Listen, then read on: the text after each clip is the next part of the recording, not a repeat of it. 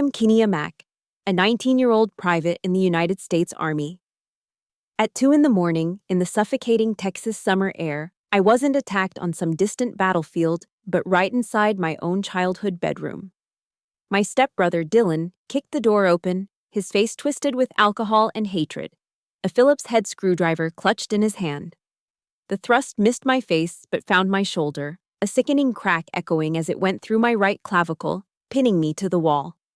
The pain ripped a scream from my throat, but the worst was yet to come. When my father, Thomas, and my stepmother, Evelyn, appeared, I begged them with my eyes. But they just stood there. And then, my stepmother's voice, sickly sweet, said, "Oh, now, Kenia, don't be so dramatic." My father just sighed. Her brother's drunk. She always did love the attention. They laughed, completely unaware that through the agony, I had managed to send a 3-letter signal, a signal that would burn their fabricated world to ash. If family is supposed to be your safest harbor but instead is the source of your deepest pain, let me know where you're watching from. Hit that like button and subscribe, because no one deserves to fight alone. The first sign of the devil is his breath. Before the door crashed open, before the world devolved into splintered wood and sharp, blinding pain, there was the whisper. It slithered through the crack beneath my bedroom door, a venomous, drunken hiss from the hallway. "Think you're somebody now, huh, little soldier girl?" Dylan's voice was a slurry of cheap beer, probably the Pop's blue ribbon he favored. But the hatred in it was sharp enough to cut glass. "Come back here to show off." I lie perfectly still on my bed, the thin cotton sheet sticking to my skin in the oppressive San Antonio heat. The ceiling fan above me does nothing but stir the soupy, humid air. My heart, however, is a frantic drum against my ribs, a trapped bird beating itself against a cage. Every instinct, every ounce of my basic training, screams at me. Assess the threat, identify egress routes, neutralize. But I'm not on a training field. I'm in the room with the faded floral wallpaper of my childhood, and the monster outside is my stepbrother. So I do what the little girl inside me has always done. I play dead. I don't answer, praying to a God I'm not sure I believe in anymore that he'll just give up and stumble away. But silence, to a bully, is not a deterrent. It's gasoline. The thud against the door makes me flinch. It's the sound of a shoulder, heavy and purposeful. "I know you're in there, you stuck-up bitch." My breath catches in my throat. This is different. This isn't his usual verbal garbage, the casual insults tossed across the dinner table. This is something coiled and ready to strike. The doorknob rattles violently, a sound like shaking bones. I hear his grunts of frustration, and then a moment of chilling silence. I know what's coming. The explosion of the door flying off its hinges is so loud it feels like it shakes the very foundation of the house. The cheap wood of the door frame splinters, and the door itself slams against the interior wall with a deafening crack.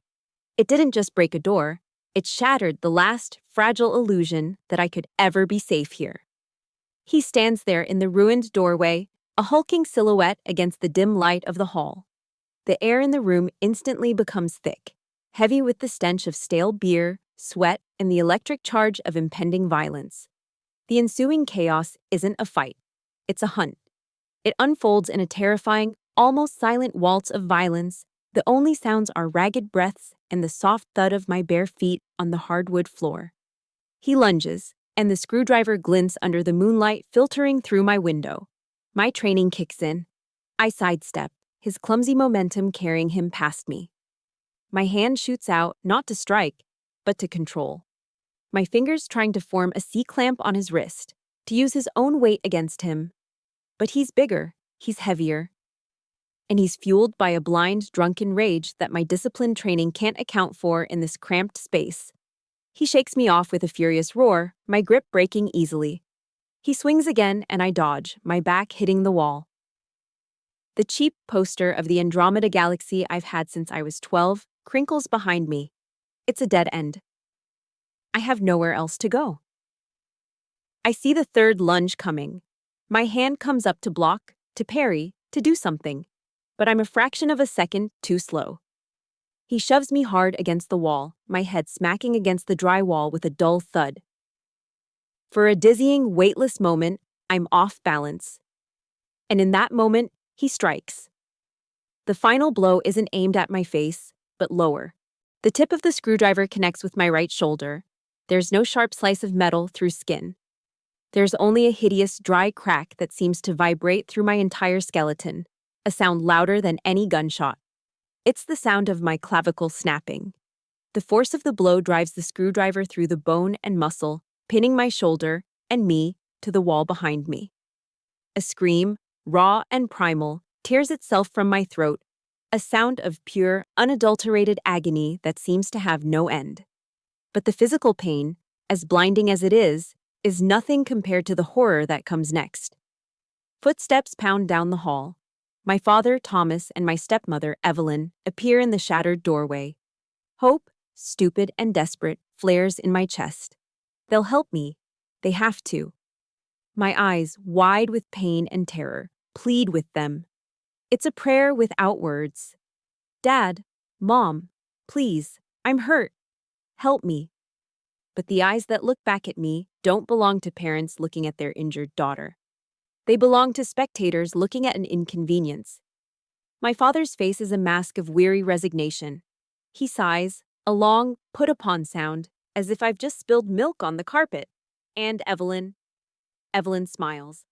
It's not a real smile. It's a smirk of pure, triumphant malice, a victor's grin that says, "See, I told you, you're nothing here." Then she speaks, and her voice is a slow, sweet poison. "Oh, now, Kenya, honey," she coos, tilting her head. "Don't be so dramatic." The words suck the air from my lungs. Dramatic? The world begins to tilt, the edges of my vision blurring. Through the fog of pain, I hear my father's voice, devoid of all concern, piling on the verdict. "Her brother's drunk," he says to Evelyn, not to me. "She always did love the attention." And then they laugh. It's not a loud laugh, just a low, shared chuckle of amusement between them. That sound, that soft, dismissive sound, is 1,000 times more brutal than the screwdriver in my shoulder. My father didn't just abandon me. He took the side of my attacker. He signed, sealed, and delivered the death sentence of our relationship with a laugh. Something inside me snaps, cleaner and more final than my collarbone. My left hand, my uninjured hand, is trembling uncontrollably at my side. But it moves. With a will of its own, fighting through the waves of shock and nausea, it finds the cell phone in the pocket of my pajama pants. My thumb slides across the screen, clumsy and slick with sweat. 3 letters. SOS. It's not just a call for help, it's a vow. In that moment, as my parents' laughter echoes in my ears, the scared, hopeful girl named Kenya died on that floor, pinned to the wall of her childhood bedroom. And from the ashes of that betrayal, Private Mac, a soldier, was born. I hit send, not with the hope of being rescued, but with the cold, hard certainty of a sniper pulling a trigger. They would pay for this. The last thing I see before the world fades to black isn't my stepbrother's snarling face or the glint of the screwdriver. It's the smug, satisfied smile on my stepmother's face. The game has changed. And I just fired the first shot.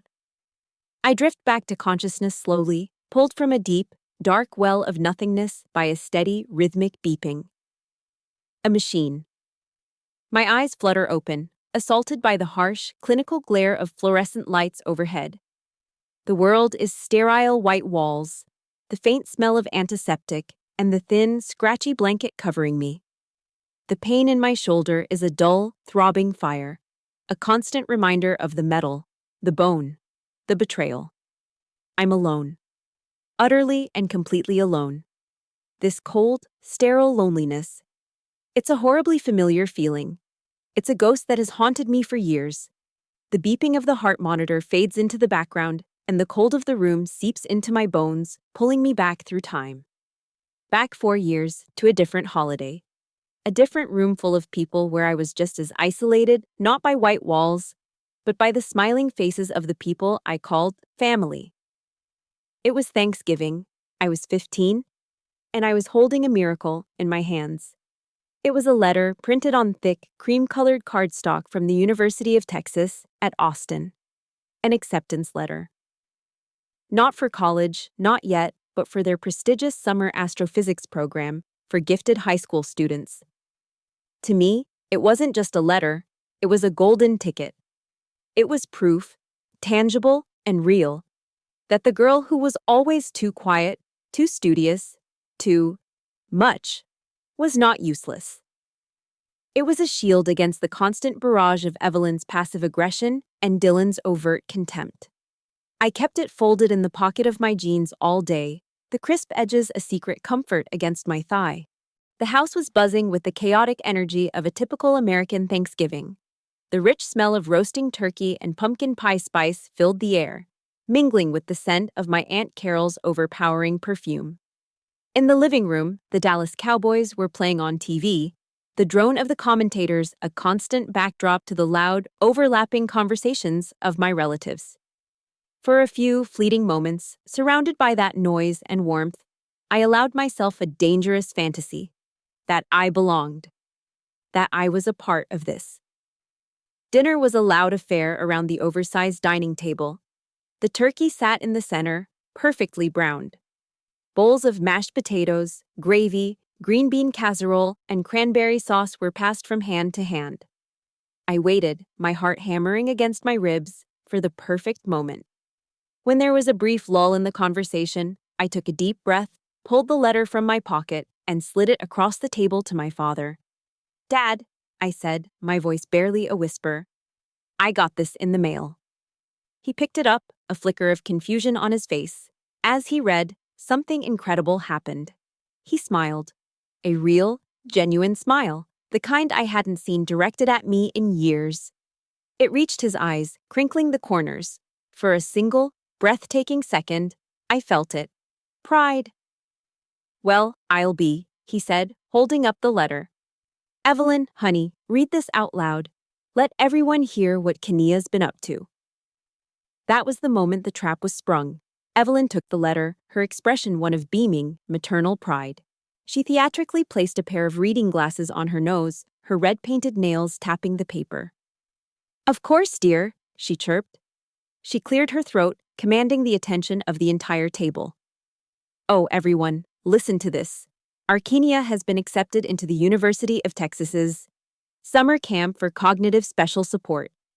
She delivered the line with perfect, saccharine enthusiasm. Isn't that just wonderful?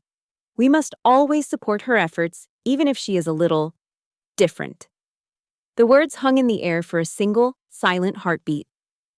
My aunts and uncles exchanged confused glances. Then, the dam broke.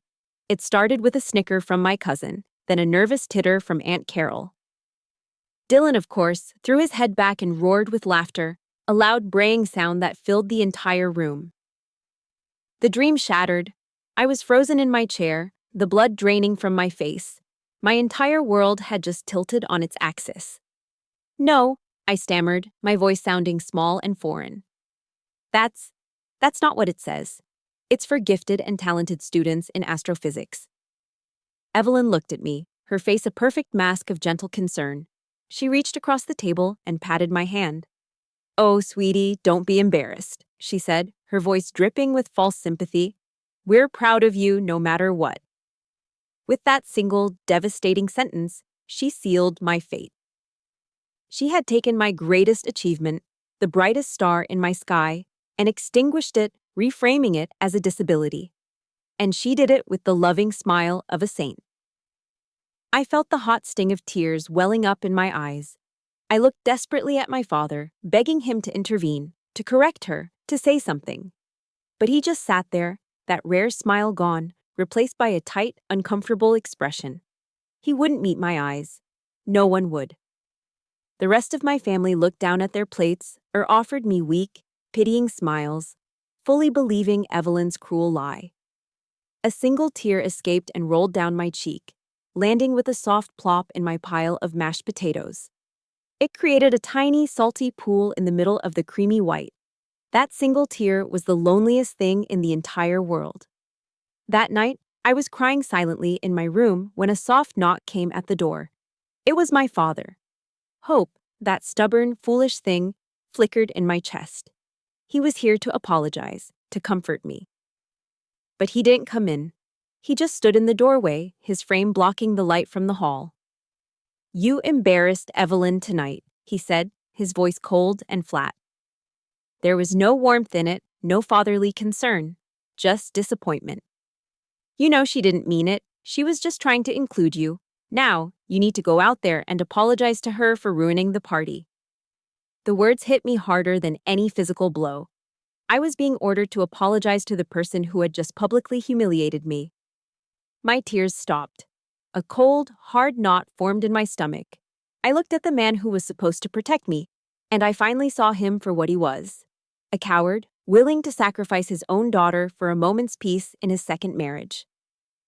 That was the moment I learned that sometimes the deepest cuts don't leave a visible scar. If you've ever had a victory, big or small, turned into something ugly by someone who was supposed to be cheering for you, hit that like button to show some support and comment with a simple, "I see you," below. Because we all deserve to have our light acknowledged. I didn't go out and apologize. I stayed in my room and listened to the sounds of my family laughing downstairs. Later, after everyone had gone home and the house was quiet, I took the acceptance letter from my desk. I looked at the proud Longhorn logo of the University of Texas, at the words that had once felt like a promise of a brighter future. Then, slowly and deliberately, I tore it into tiny, irreparable pieces. I let the confetti of my broken dreams fall into the trash can. It was on that Thanksgiving night that I truly understood. In this house, my success was worse than my failure. It was a crime, and it was a scar I would carry long after the bruises faded. I thought joining the army would be an escape. I pictured a clean break, a place where my value would be measured only by my performance, my discipline, my strength. I was wrong. The ghosts of my past didn't just follow me to basic training at Fort Jackson, they enlisted right alongside me.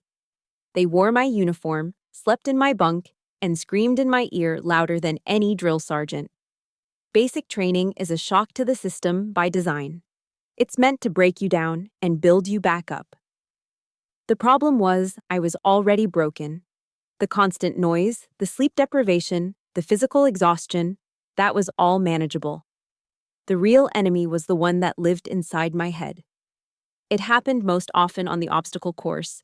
We were low crawling under barbed wire, mud seeping into our uniforms, our muscles screaming. My drill sergeant, a man whose voice was a permanent roar, got right in my face, his spit flying. "Mac, you are too damn slow. Are you weak?" In that moment, his voice faded, replaced by another, far more venomous. It was Evelyn's sickly sweet tone. "The poor thing," her voice echoed in my mind.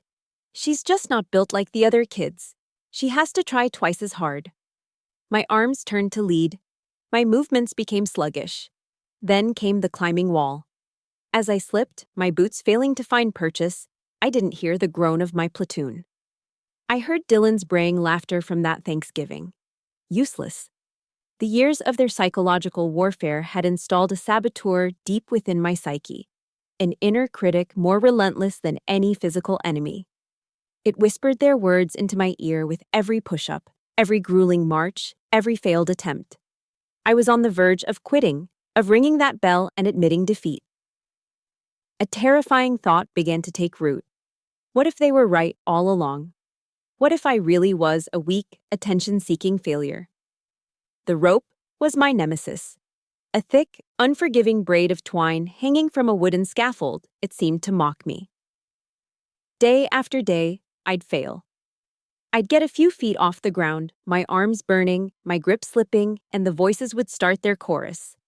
I'd slide back down into the dirt, the shame burning hotter than the South Carolina sun. One afternoon, after another pathetic failure, I was sitting by myself, cleaning my rifle and trying not to cry, when a shadow fell over me.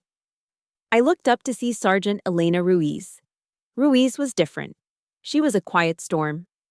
Where they screamed, she spoke in a low, controlled voice that carried more weight. She didn't yell, she observed. Her eyes, sharp and dark, missed nothing. She stood there for a moment, watching me. I braced for a lecture. Instead, she knelt, picking up a small stone. "Your problem isn't in your muscles, Private," she said, her voice calm. Her gaze was direct. It's up here. She tapped her own temple with her index finger. Who are you fighting on that rope? Is it you? Or is it some ghost you brought with you from home? The words hit me with the force of a physical blow. It was so accurate it knocked the wind out of me. For the first time, I felt seen. She didn't see a failed recruit, she saw a soldier fighting a hidden war. I couldn't answer. I just stared, my throat thick with unshed tears. She held my gaze for another second, then stood. Figure out who the real enemy is, Mac, she said, and walked away. Her words rattled around in my head for days. A ghost you brought with you from home. She was right. I wasn't fighting the rope. I was fighting Evelyn's pity and Dylan's contempt. I was fighting the 15-year-old girl who had her dreams torn up in front of her. That weekend, during our brief, precious downtime, I escaped to the base library. It was a small, quiet sanctuary of order and knowledge. I was just browsing, looking for anything to distract myself, when a book cover caught my eye. Daring Greatly by a researcher named Brené Brown. I'd never heard of her, but the title intrigued me. I sat down and started to read. It felt like someone had cracked open my skull and laid bare my deepest fears. I read about shame, about the fear of not being good enough. I read about how true courage wasn't about being fearless, but about showing up and letting yourself be seen, even when you can't control the outcome. Then I read one sentence that stopped my heart. Vulnerability is not weakness. I read it again.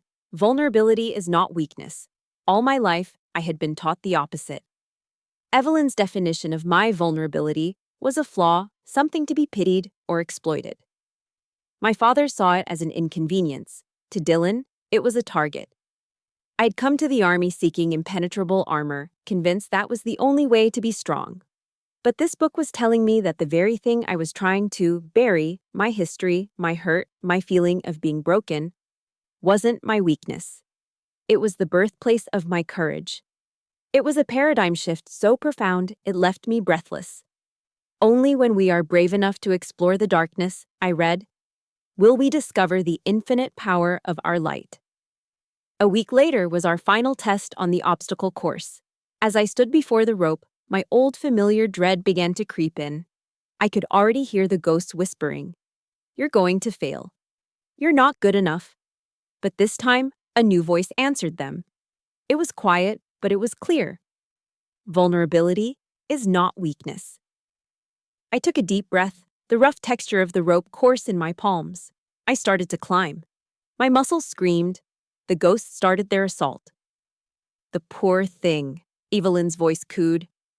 I pulled myself higher. No. Dylan's laughter echoed in my ears. Another pull. My knuckles were raw. No. This wasn't a climb powered by biceps and grip strength. This was a climb powered by pure, defiant will. Every upward pull was an act of rebellion. Every inch gained was me telling the ghosts from my past they had no more power over me. I wasn't the broken little girl anymore. I was a soldier. I was a fighter. When my hand finally closed over the top of the wooden scaffold, a strange silence fell over the training field. The shouts of the other recruits faded. For a moment, it was just me, hanging between the dirt and the sky.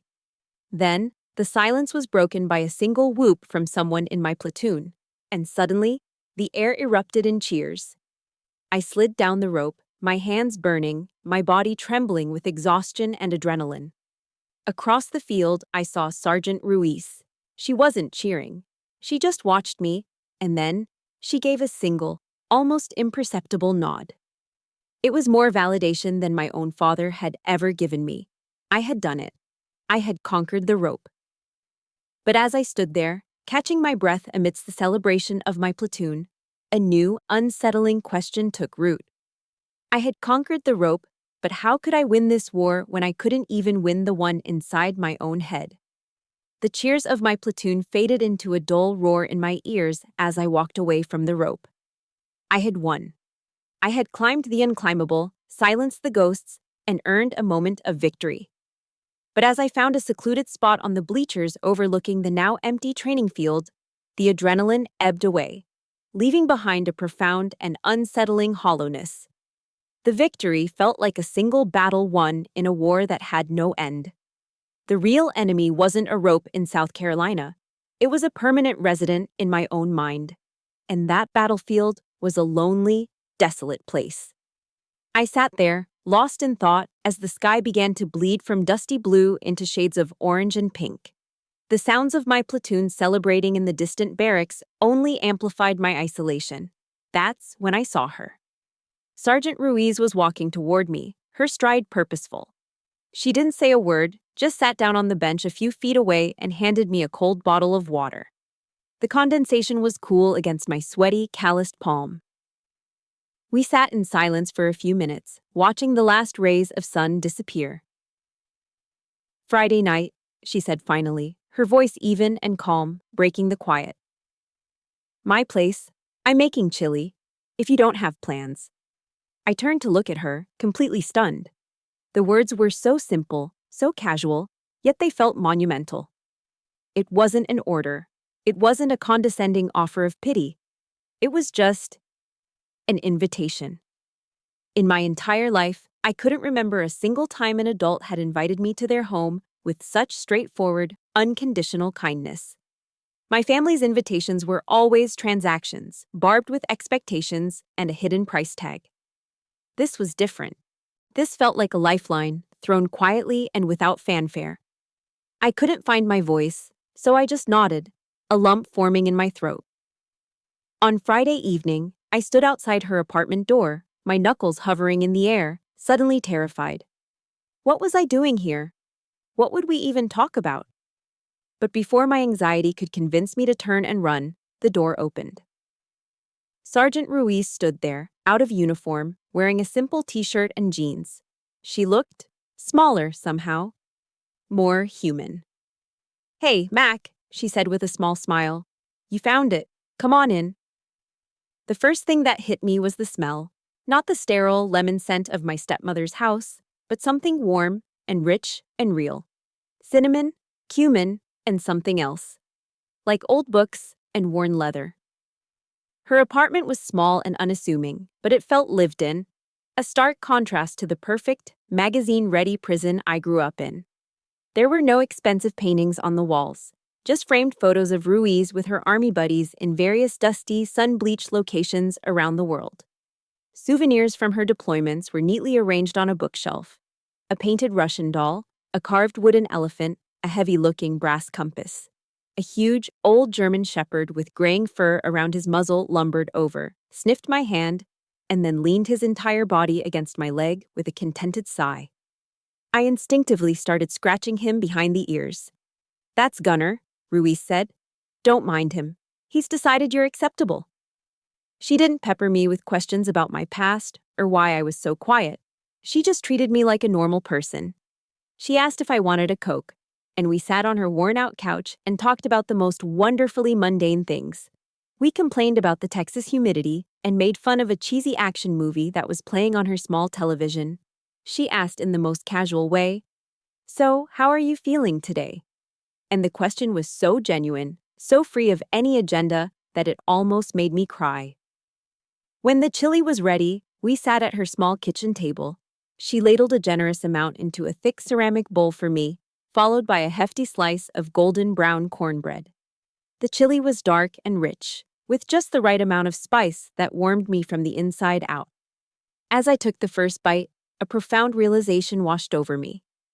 This was the first meal I'd eaten in years where I wasn't on high alert. I wasn't mentally rehearsing my sentences, terrified of saying the wrong thing. I wasn't analyzing every facial expression, trying to decipher the hidden meaning behind a fake smile. The silence between us wasn't the tense, judgmental quiet of my family's dinner table. It was a comfortable, easy silence, filled only by the sounds of our spoons scraping against our bowls and Gunner snoring softly on the rug nearby. It tasted better than any Thanksgiving turkey I had ever had. After dinner, we sat out on her small front porch in a pair of old rocking chairs, watching the fireflies begin to blink on and off in the humid twilight. It was in that quiet, safe space that the words tumbled out of me before I could stop them. "My family," I started, my voice barely a whisper, trembling slightly. They think I'm a disappointment. I hadn't planned on saying it. The confession just broke free from the place where I had kept it locked away for so long. Ruiz didn't respond right away. She just rocked back and forth, the chains of the chair groaning softly.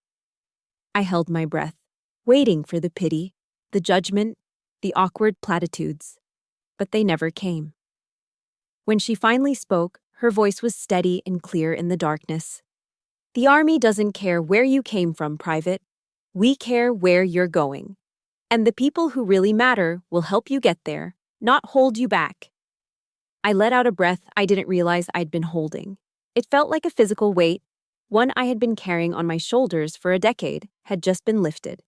Someone believed in me, without needing proof, without asking for anything in return.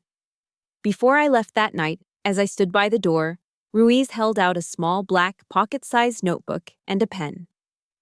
"If things at home get bad," she said, and her voice had shifted. It was no longer the off-duty friend, but the seasoned sergeant. It was serious, sharp, and strategic. Don't just take it, document, date, time, who said what, who did what. Turn your feelings into data. She met my eyes, and her gaze was intense. Data is ammunition, Mac. Never go into a fight without it. I took the notebook from her hand. It felt heavier than it should, weighted with significance. That simple piece of advice changed everything. It was a battle plan. It was a weapon. It reframed my entire existence. I was no longer a helpless victim enduring random attacks. I was a soldier, a private under her command, on an intelligence-gathering mission behind enemy lines. The war was far from over, but for the first time, I finally felt like I had a fighting chance. My first leave from basic training wasn't a homecoming. It was a tactical insertion into hostile territory. Driving back to the San Antonio suburbs, the hot, familiar dread coiled in my stomach. I clutched the small black notebook from Ruiz, a hard comfort in my duffel bag. I was a soldier now, with a strategy, but I knew the enemy within these walls was more insidious than any I might face on a battlefield. The first few days were a fragile truce, a performance of strained civility. Evelyn was sickeningly sweet, telling me how proud they were. Dylan's sullen avoidance was a blessing. My father, Thomas, was a ghost, offering vague smiles but no eye contact. I played my part, giving noncommittal answers, senses on high alert, waiting for the attack. The attack came late on the third night. A soft knock just after midnight. I knew it was her. Evelyn stood in her silk nightgown, a mask of sorrow on her face, eyes glistening with rehearsed tears, a masterclass in manipulation. "Kenia, honey," she whispered, voice cracking as she glided into my room. "It's your father," she began, dabbing at her dry eyes. "He's not doing well. Since you left, he's just lost. The doctor thinks it might be severe depression. Your absence has been really hard on him." The words were expertly aimed darts of guilt. A sickening pang hit my chest. The old Kenia, desperate for affection, wanted to believe her, to feel responsible. Responsibility, even for his pain, was a connection. I almost fell for it, almost offered my savings to fix the problem she was manufacturing. But Ruiz's voice cut through the fog. Data is ammunition. I kept my face neutral. "I'm sorry to hear that," I said, words like stones in my mouth. "What does the doctor recommend?" Evelyn's eyes lit up. "He's recommended a special therapy program, a wonderful facility. But it's very expensive. With Dylan's troubles, money is tight." She looked at me, pleading. I didn't want to ask, but with your Army salary, I held her gaze. "I'll have to think about it." The old Kenia would have agreed. The new Kenia was buying time. The next morning, I waited until they were gone. The house was finally, blessedly silent. I walked to my father's study, a room I was never allowed to enter as a child. My heart hammered against my ribs, not with fear, but with a cold, determined resolve. This wasn't snooping, it was reconnaissance. I didn't have to look hard. In the top desk drawer, under old bills, was a folder. Inside, there was no doctor's referral. Instead, a thick stack of threatening letters from the L'Auberge Casino in Lake Charles, Louisiana, all addressed to Dylan. The amount he owed was truly staggering. Behind them was a final warning from our bank about the mortgage. They weren't struggling because my father was sad. They were drowning because my stepbrother was a gambling addict. The rage that filled me was cold and sharp, a focused, tactical fury. There was no depression, just a web of lies designed to bleed me dry. Data, ammunition. That evening, I was ready. I found Evelyn in the kitchen, waiting until we were alone. My phone was in my pocket, the voice memo app already running. "I was in Dad's study this morning," I began, my voice steady. "I saw the letters from the casino about Dylan's debt." Evelyn's sorrowful mother persona vanished. Her face hardened, her eyes turning to steel. The mask was off. "So what?" she snapped, her tone low and dangerous. "He's your brother. You have a responsibility to help him. What's the point of that military paycheck if you're not going to use it to take care of your family?" "He's not my brother," I stated calmly. "And I'm not paying for his damned gambling addiction." Her eyes narrowed. The fake sweetness was completely gone, replaced by pure venom. "You think you're so much better than us now, in your little uniform." She stepped closer, her voice a low, venomous hiss. "Don't you forget who raised you. You will regret being so ungrateful, Kenya. I'll make sure of it." I didn't flinch. I just stood there. When she was done, I turned and walked away. In my pocket, my phone had captured every single word. Click. My first piece of hard evidence. My refusal detonated a Cold War. Dylan, no longer hiding his resentment, began a campaign of petty sabotage. He'd accidentally knock over my coffee on my book. He'd use up all the hot water before my shower. They were childish, pathetic acts of aggression, relentless and designed to wear me down. I said nothing. I just documented everything. The final straw came a few days before my leave was over. I went to my closet for my spare dress uniform, the one I kept meticulously pressed and cared for. It was my pride, a symbol of everything I had accomplished on my own. It wasn't there. A cold dread washed over me. I searched my room, and then I found it. It had been thrown in a heap in the corner of Dylan's closet, crumpled into a ball, covered in dust, and what looked like a smear of grease. It was a deliberate act of desecration. A silent, unambiguous message. I didn't yell. I didn't cry. I calmly took out my phone, my hands perfectly steady. I took a photo of the uniform, crumpled and stained on the floor. I took a close-up of the grease smear. Then I picked it up and walked back to my room, closing the door behind me. My arsenal was growing. The Cold War was at its breaking point. My quiet defiance, my refusal to be their ATM, was a simmering insult to Dylan's fragile ego. The petty sabotage wasn't working. I wasn't breaking. So he decided to escalate, to burn me to the ground, symbolically. I had just gotten back from a run, feeling strong, clear-headed. As I reached for the back door, he stepped out from the garage, blocking my path. His eyes were bloodshot, his face a twisted sneer, the air thick with the smell of cheap beer. "You're not gonna give me the money, are you?" he slurred, his voice a low growl. It was an accusation, not a question. I didn't take the bait. "I told you, Dylan, I'm not paying for your mistakes." A dark, manic grin spread across his face. "Fine," he spat. "Then I'll just take something else of yours." Before I could react, he shoved past me and stormed into the house. A cold shock of adrenaline shot through me. I sprinted after him, my heart hammering against my ribs like a trapped bird. "Dylan, what are you doing?" I followed him to my bedroom. The door was wide open. He was at my closet, pulling out the one thing he knew was sacred to me. Not my laptop, not my books. He was pulling out the heavy garment bag that held my Army service uniform, my Class A uniform. It wasn't just a set of clothes. It was a testament, earned through blood, sweat, and tears. The crisp blue fabric, the polished brass buttons, the gleaming metals, the sharp creases I'd spent hours perfecting. It was the symbol of my escape, my new identity, my honor.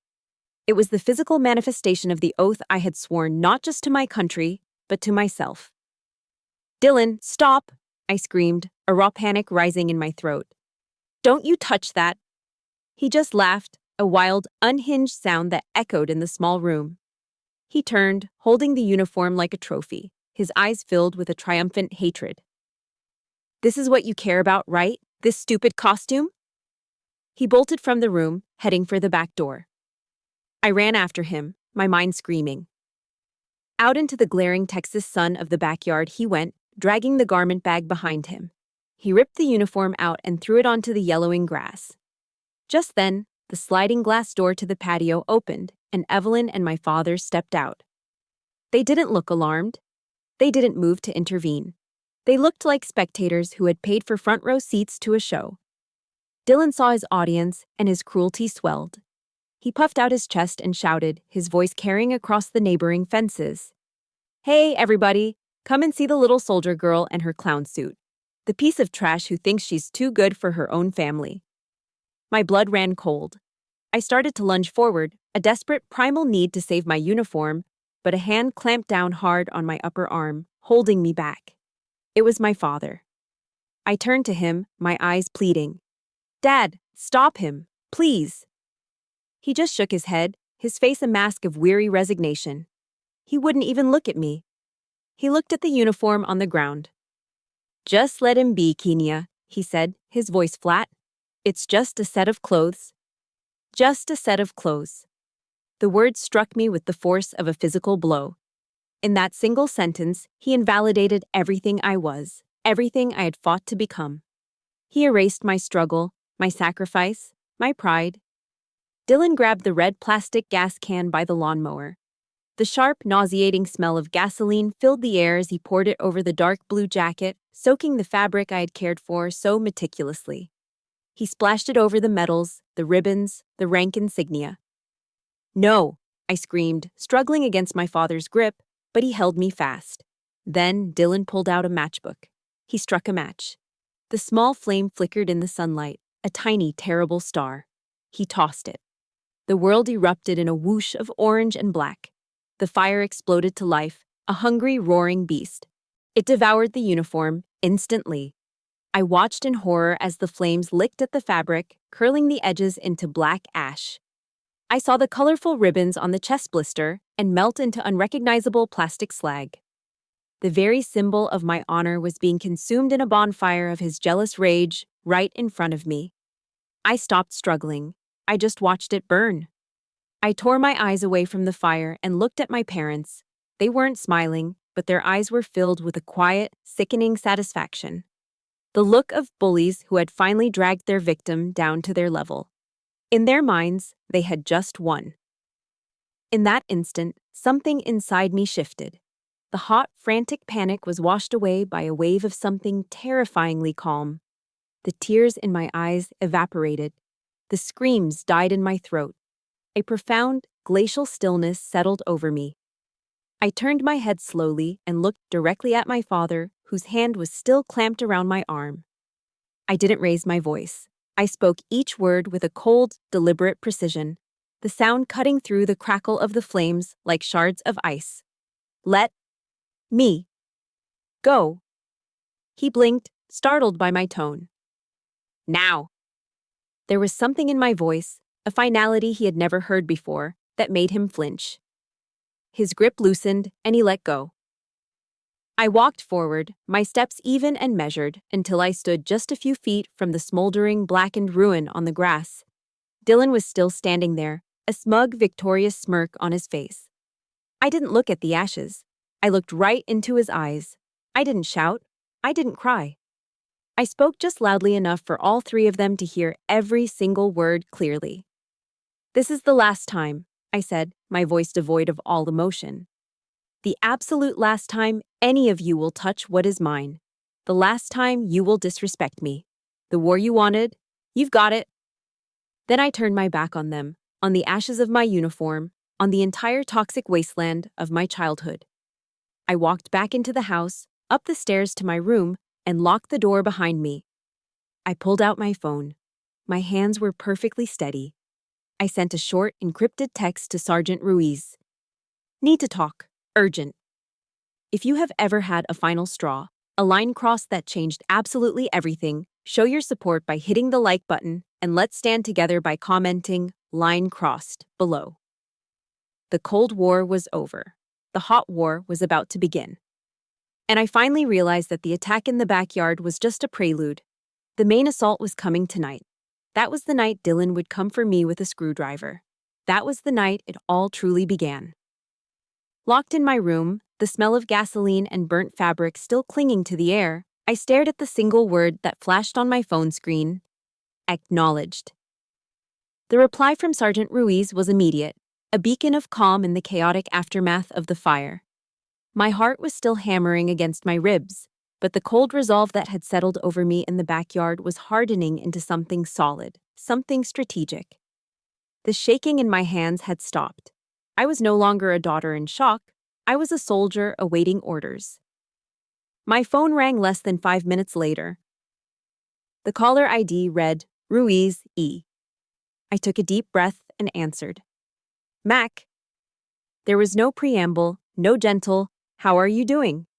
Her voice was crisp, professional, and all business. It was exactly what I needed. "Situation report, Private," she commanded. In a low, steady voice, I gave her the facts. I reported the incident in the backyard as if I were describing an enemy engagement. I detailed the destruction of my Class A uniform, the presence of my parents as complicit witnesses, and the final, unambiguous threat in Evelyn's voice from the night before. I recounted the years of manipulation, the financial extortion, the systematic campaign to undermine my confidence. I told her about the evidence I had collected, the voice memo, the photographs of the ruined uniform, the gambling debts. I spoke for 10 minutes straight, uninterrupted. When I finished, there was a brief silence on the other end of the line. I could hear her breathing, slow and controlled. "Good," she finally said, and the single word was a validation of everything I had done. "You have your ammunition. Now you need a general. Write this down." I grabbed the black notebook she had given me. "David Chen. He's with an organization in Austin called the Warriors Aegis. It's a pro bono legal group for veterans. Chen is a former JAG prosecutor. He's tough, he's smart, and he doesn't lose. Tell him Elena Ruiz sent you. And Mac," her voice grew even more serious, "from this moment on, you do not engage with them alone. All contact goes through your lawyer. Understood?" "Hoo-ah," I replied, the military affirmation coming naturally to my lips. I had my mission. The next day, I drove to Austin. The office of the Warriors Aegis was in an old, unassuming brick building downtown, the kind with creaky wooden floors and the faint smell of old paper. It wasn't flashy, but it felt solid, serious. David Chen was a compact Asian-American man in his late 40s. He was smaller than I expected, dressed in a sharp suit, but his presence filled the room.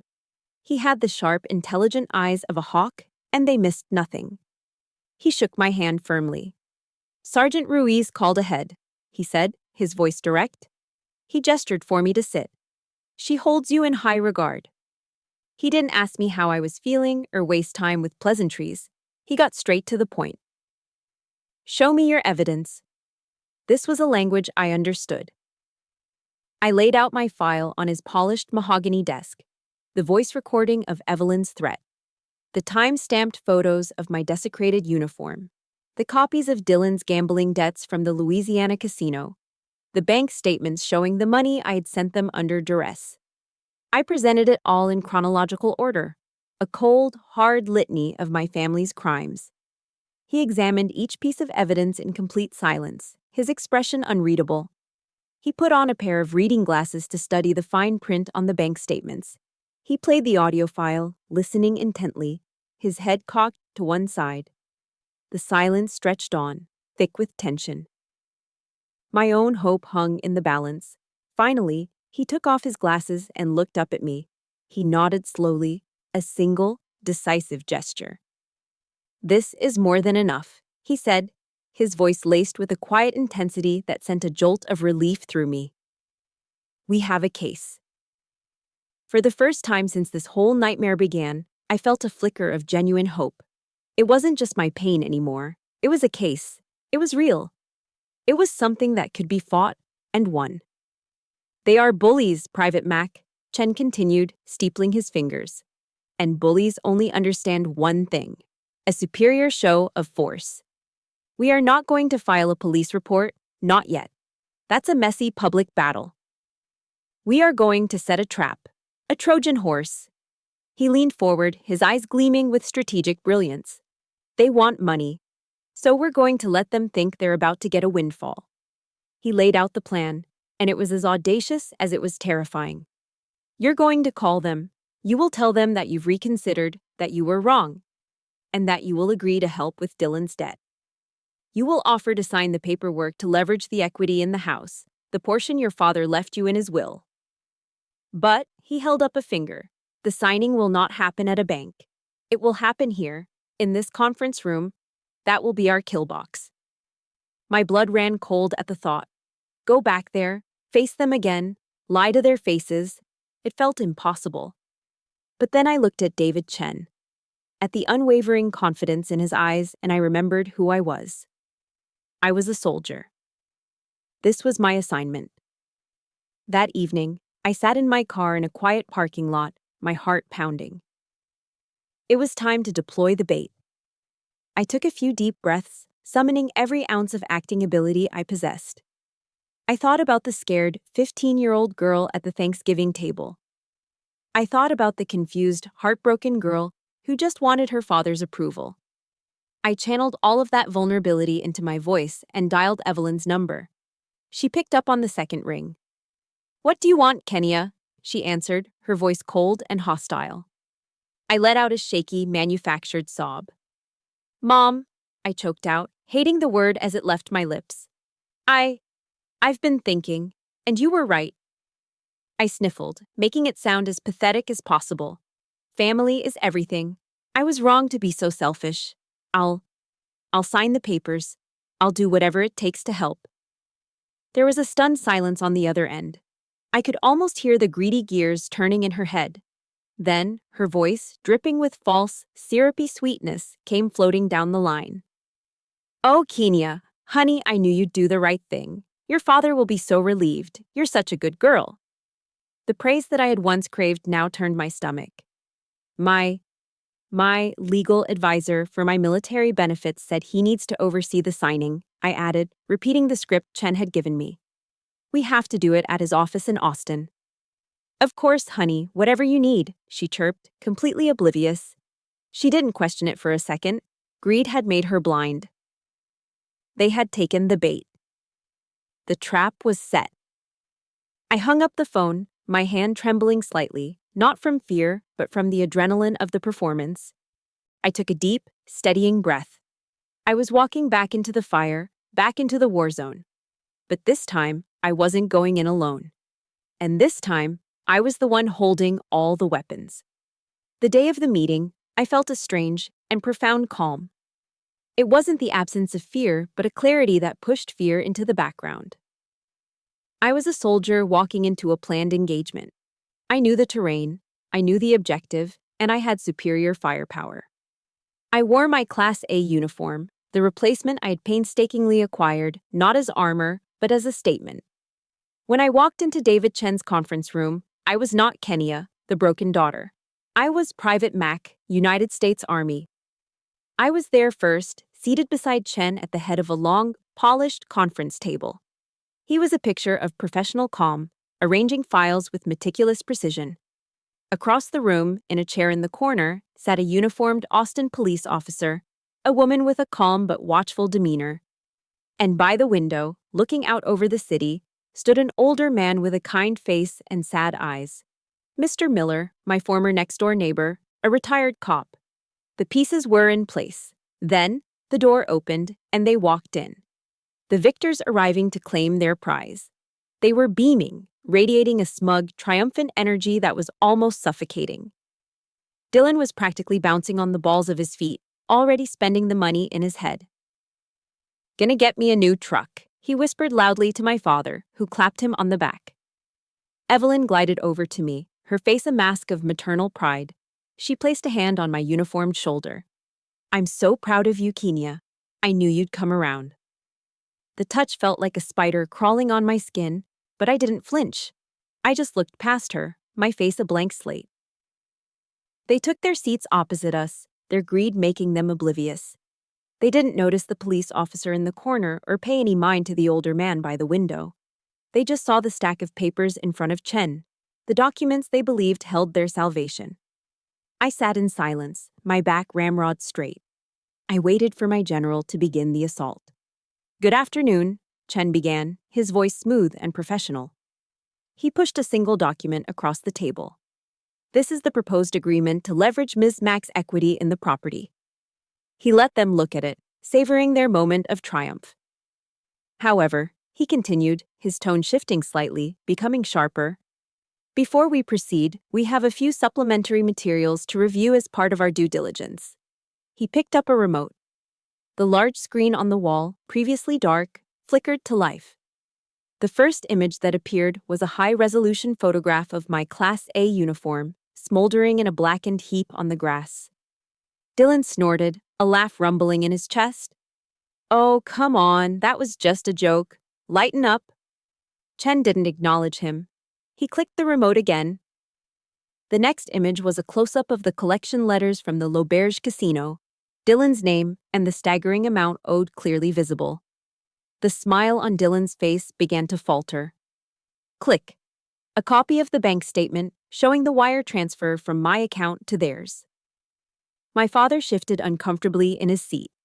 The smug atmosphere in the room was rapidly evaporating, being replaced by a thick, cold tension. "And finally," Chen said, putting the remote down and picking up a small digital audio player. He pressed a button.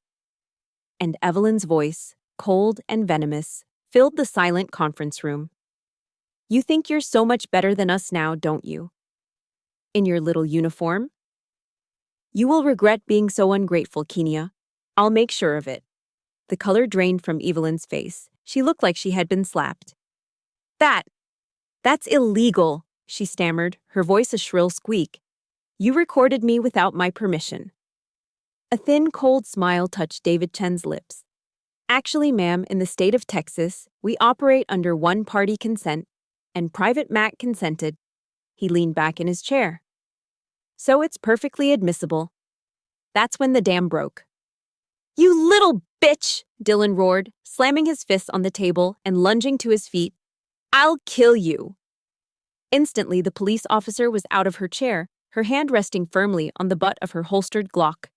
"Sit down," she commanded, her voice ringing with authority. "Now!" Dylan froze, his face purple with rage, and slowly, shakily, sank back into his seat. My father looked like he was about to faint. Chen let the tension hang in the air for a moment longer, before gesturing towards the man by the window, who now turned to face the room. "And this," Chen said, his voice calm and steady, "is Mr. Miller. I believe you know him. He was your neighbor for 15 years. He's also a retired detective with the San Antonio PD." Evelyn and Thomas stared at him, their faces a mask of pure, unadulterated horror. Recognition dawned. "Mr. Miller," Chen continued, "was in his yard on the day of the joke. He is prepared to testify under oath about witnessing Dylan's verbal threats, the act of arson, and your presence as complicit, and I quote, cheering spectators." It was over. I could see it in their eyes. The fight had gone out of them, replaced by the stark, cold terror of cornered animals.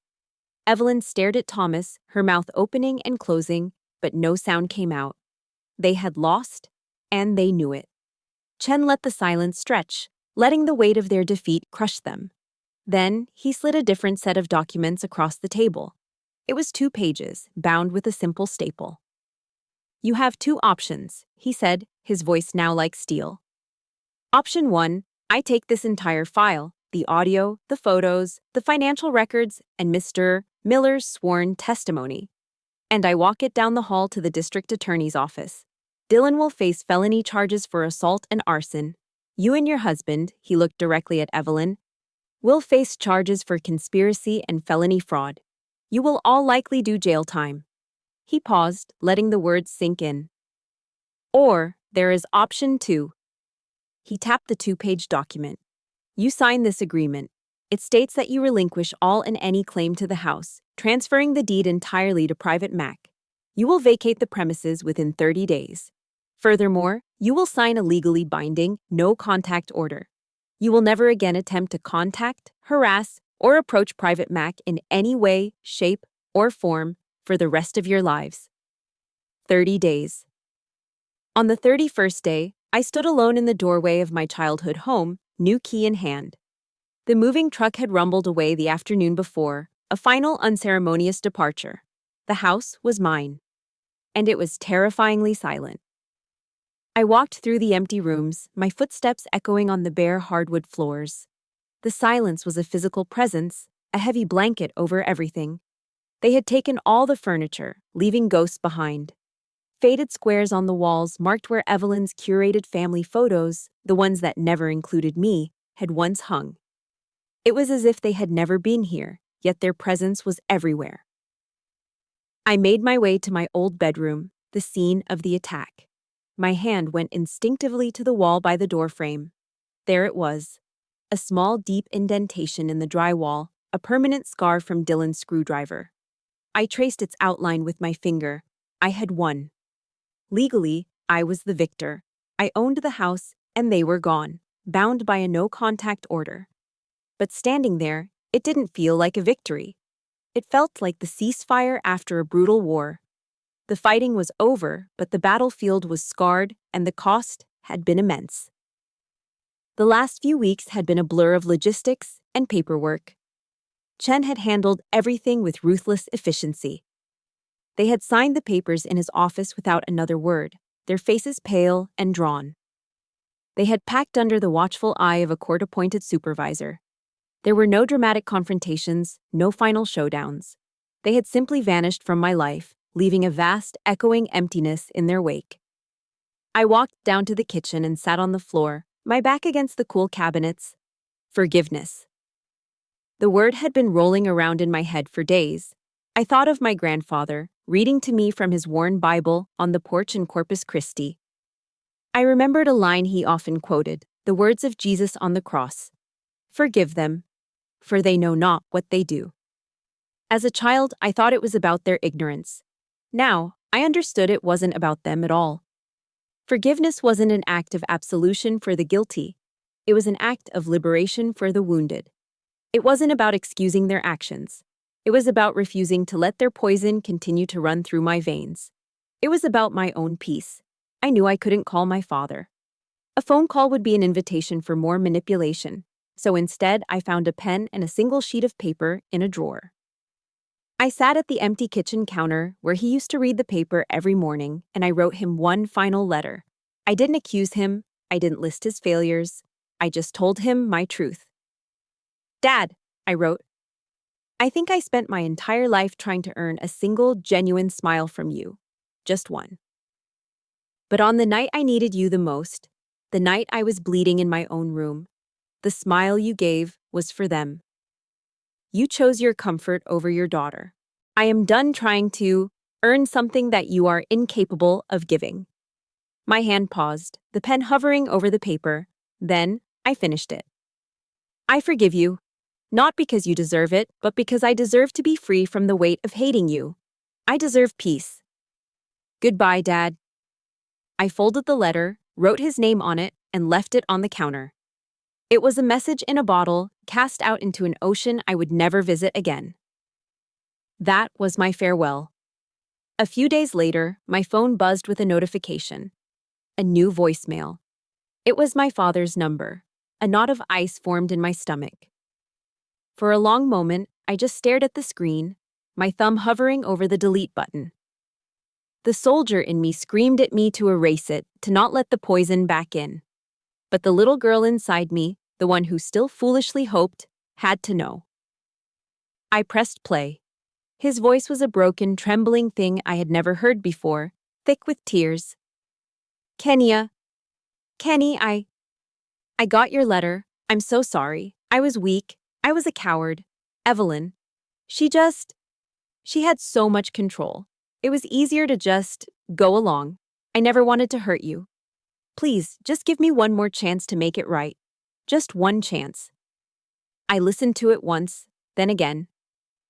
The little girl inside me wept, wanting to run back, wanting to believe this broken man could be the father she always wanted, but the soldier stood firm.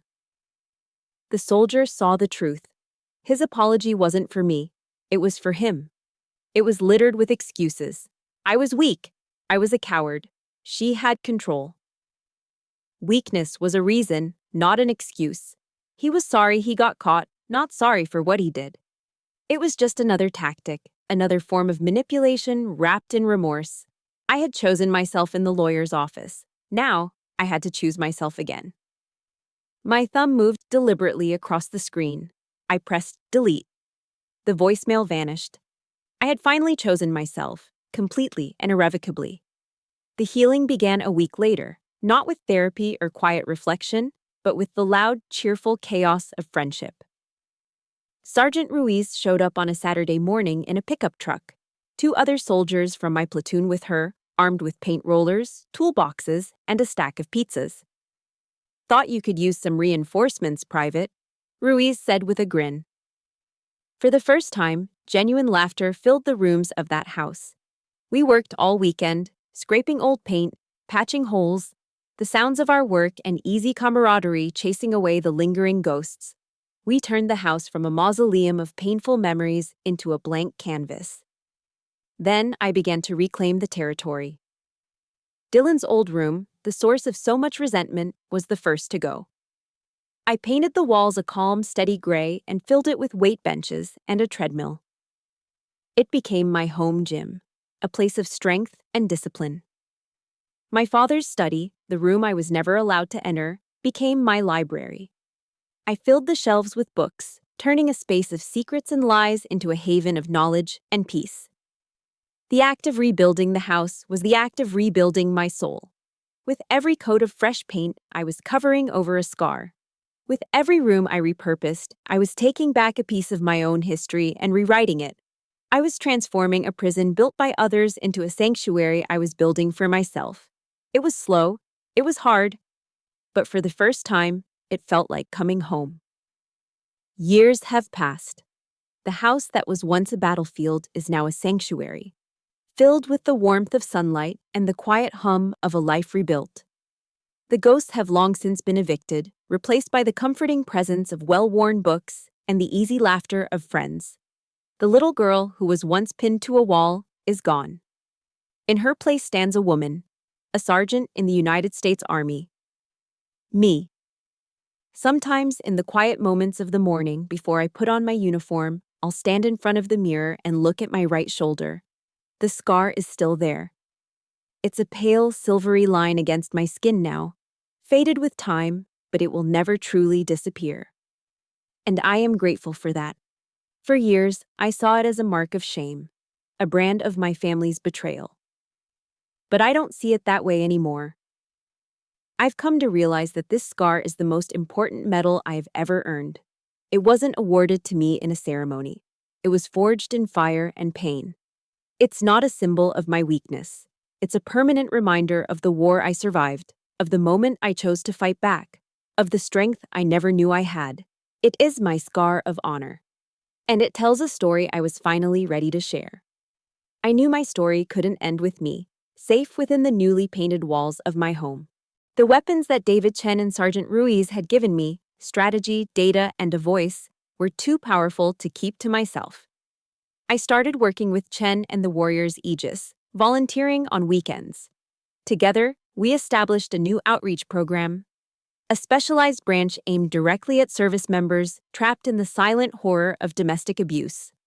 We called it Operation Open Eyes. Our mission is simple: to help soldiers and veterans recognize the signs of abuse, to provide them with the legal and psychological resources to fight back, and to show them that they are not alone.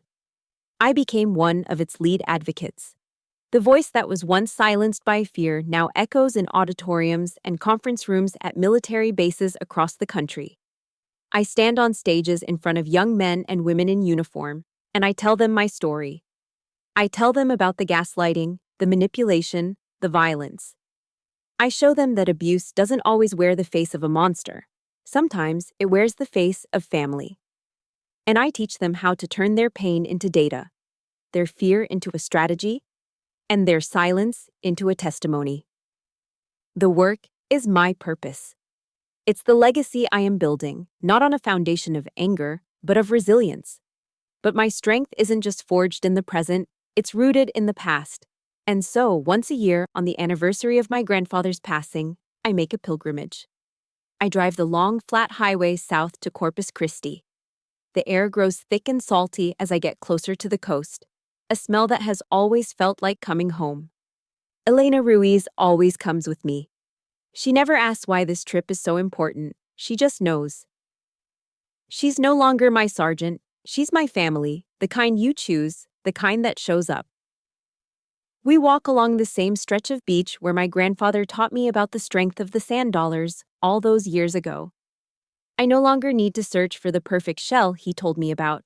I don't need to hold it in my hand to feel his strength anymore, because I finally understand that he wasn't talking about the shell. He was talking about me. His strength is a part of me now, woven into the very fabric of my being. I stand at the edge of the water, letting the warm Gulf waves wash over my bare feet, and I talk to him in the whisper of the tide. "I'm still fighting, Grandpa," I say to the endless blue horizon, and I'm winning. That is the story I carry with me. That is the legacy I share. And it all culminates in moments like this. I'm standing on a stage at Fort Jackson, the same base where I nearly broke. The auditorium is filled with hundreds of new recruits, their faces a mixture of pride, excitement, and a deep, underlying fear. They are so young. They remind me of myself. I look out at them, and then I look directly into the camera that is live streaming my speech to thousands more across the world. I raise my hand and gently touch the scar on my shoulder, a gesture that has become my signature. "They tried to pin me to a wall," I say, my voice clear and steady, amplified by the microphone. "They tried to define me with their words, their anger, and their violence. They tried to break me. But all they did was set me free." I let my eyes travel across the sea of young faces, meeting as many of their gazes as I can. Real strength isn't about never falling. It isn't about never feeling weak or scared. Real strength is what happens when you have been pinned down, when you have been betrayed, when you have been abandoned by the very people who were supposed to protect you. And you still find a way to send out your signal. I lean closer to the microphone, my voice dropping to a more intimate, personal tone, speaking not just to the room, but to every single person listening, in every corner of the world. If you are hearing this right now, and you feel pinned down, if you feel trapped in a battle that no one else can see, I want you to know that you are not fighting alone. Your signal has been received. In the comments section of this video, I want you to do one simple thing. I want you to write, "I see you." That's it. No story, no explanation, unless you want to share. Just, "I see you." Let's create a signal flare so bright that it lights up the dark corners of the world. Let's show everyone who is fighting in silence that an entire army is here, ready to fight with them.